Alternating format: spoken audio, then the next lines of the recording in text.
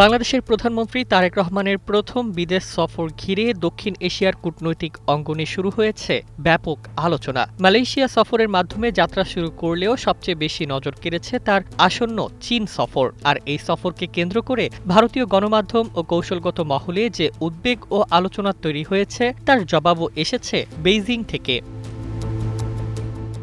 রবিবার রাতে মালয়েশিয়ার রাজধানী কুয়ালালামপুরে পৌঁছান প্রধানমন্ত্রী তারেক রহমান। সেখান থেকে ৫ দিনের সফরে চীনে যাওয়ার কথা রয়েছে তার। দায়িত্ব গ্রহণের পর এটি তার প্রথম বিদেশ সফর। কিন্তু রাজনৈতিক ও কূটনৈতিক মহলে প্রশ্ন উঠেছে অন্য জায়গায়। বাংলাদেশের নতুন সরকার প্রধান কেন প্রথম সফরে ভারত নয় মালয়েশিয়া ও চীনকে বেছে নিলেন?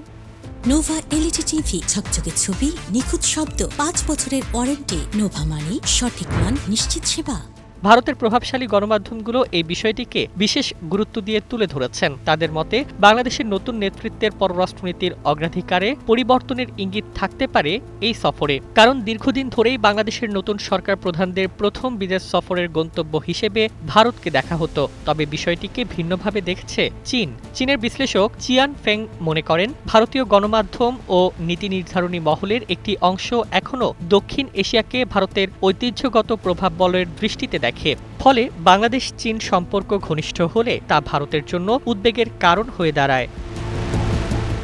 তিনি স্পষ্টভাবে বলেন, চীন ও বাংলাদেশের সহযোগিতা কোনো তৃতীয় দেশকে লক্ষ্য করে নয়। এটিকে ভূরাজনৈতিক প্রতিযোগিতার সংকীর্ণ দৃষ্টিকোণ থেকে দেখারও প্রয়োজন নেই, বরং অর্থনীতি, বাণিজ্য, অবকাঠামো উন্নয়ন এবং আঞ্চলিক সহযোগিতার বাস্তব প্রয়োজন থেকেই দুই দেশের সম্পর্ক এগিয়ে যাচ্ছে। এদিকে সফরের আগেই ঢাকায় দেখা গেছে ব্যস্ত কূটনৈতিক তৎপরতা। বিভিন্ন দেশের রাষ্ট্রদূতদের ধারাবাহিক বৈঠক এবং প্রধানমন্ত্রীকে বিদায় জানাতে বিমানবন্দরে বাংলাদেশে নিযুক্ত চীনা রাষ্ট্রদূতের উপস্থিতি কূটনৈতিক মহলে নতুন আলোচনার জন্ম দিয়েছে। জানা গেছে, চীন সফরে প্রকল্প ভিত্তিক বিনিয়োগ, অবকাঠামো উন্নয়ন, বাণিজ্য সম্প্রসারণ এবং অর্থনৈতিক সহযোগিতার বিভিন্ন বিষয় আলোচনায় আসবে। অন্যদিকে মালয়েশিয়ার সঙ্গে বৈঠকে শ্রমবাজার সম্প্রসারণ এবং আরও বেশি বাংলাদেশি কর্মী নিয়োগের বিষয়টি গুরুত্ব পাচ্ছে।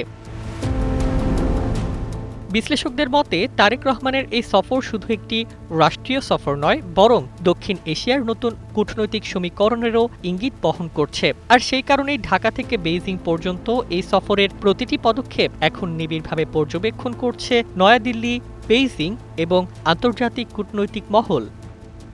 News desk, ২১ television.